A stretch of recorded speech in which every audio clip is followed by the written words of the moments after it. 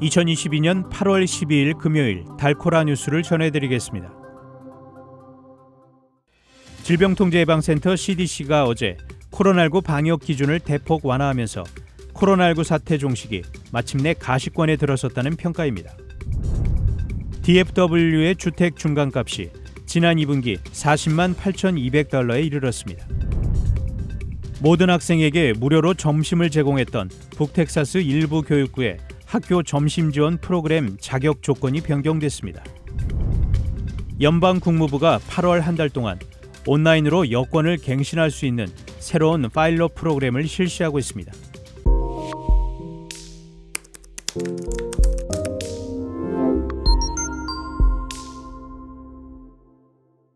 질병통제예방센터 CDC가 어제 코로나19 방역 기준을 대폭 완화하면서 코로나19 사태 종식이 마침내 가시권에 들어섰다는 평가입니다. CDC는 어제 이 같은 내용의 코로나19 관련 새로운 가이드라인을 발표했습니다. 새 가이드라인에 따르면 CDC는 바이러스 노출 리스크를 줄이기 위해 시행해왔던 6피트 거리 두기를 더 이상 권고하지 않기로 했습니다. 또한 접촉자 추적은 병원이나 요양원 등 고위험 집단으로 제한하고 고위험 집단을 제외한 일반인들의 정기적인 테스트도 강조하지 않기로 했습니다. 코로나19에 노출됐더라도 바이러스에 감염되지 않으면 격리되지 않습니다. 그 외에 학교에서는 확진자와 접촉한 학생이 교실에 있기 위해 정기 테스트를 받도록 한 이른바 테스트 투 스테이도 삭제됐습니다.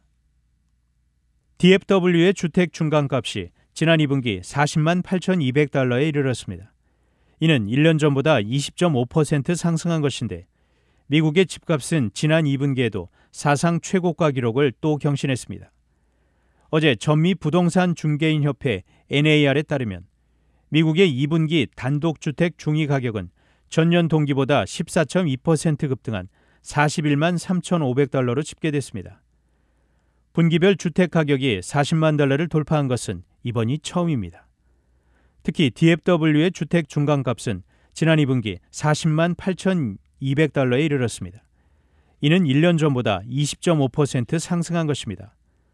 다만 너무 치솟은 집값 부담에 대출 금리 부담이 가중되면서 가격 오름세는 이미 둔화하기 시작했다는 관측이 우세합니다. 모기지 금융기관 프레드맥에 따르면 이번 주 30년 만기 주택담보대출 금리는 5.22%로 상승했습니다. 모든 학생에게 무료로 점심을 제공했던 북텍사스 일부 교육구의 학교 점심 지원 프로그램 자격 조건이 변경됐습니다. 이는 코로나19 팬데믹 동안 제공됐던 연방 지원이 종료됐기 때문입니다. 포트워스와 캐롤튼 파머스 브랜치 교육구 등은 연방 지원이 종료되면서 무료로 제공했던 학교 점심 대신 이제 일정 수준의 소득 기준을 충족해야 하는 조건으로 변경했습니다. 달라스 교육구는 별도의 프로그램을 통해 모든 학생들에게 무료 점심을 계속 제공할 계획입니다. 학교 점심 지원에 대한 프로그램은 각 지역 교육구 웹사이트에서 확인할 수 있습니다. 연방 국무부가 8월 한 달 동안 온라인으로 여권을 갱신할 수 있는 새로운 파일럿 프로그램을 실시하고 있습니다. 국무부는 올해 후반 이 프로그램을 확대할 계획으로 시범 프로그램을 운영 중인데 선착순으로 약 2만 5천 개의 온라인 여권 갱신 신청서를 받고 있습니다. 이에 일부 자격 조건이 갖춰진다면 더 이상 갱신 신청서와 지원 문서를 우편으로 보낼 필요가 없습니다. 온라인 여권 갱신 서비스의 처리 기간은 우편 갱신과 동일하며 신청은 travel.state.gov에서 하면 됩니다. 단신 뉴스입니다. 윤석열 대통령이 다음 주 17일 취임 100일을 맞이해 공식 기자회견을 할 예정입니다. 이재용 삼성전자 부회장이 12일 8.15 광복절 특별 사면으로 복권되면서 본격적인 경영 활동에 나설 것으로 보입니다. 시진핑 중국 국가주석이 올가을 전례 없는 3연임을 확정짓는 당대회를 앞두고 긴장감을 조절하는 모습을 보이고 있습니다.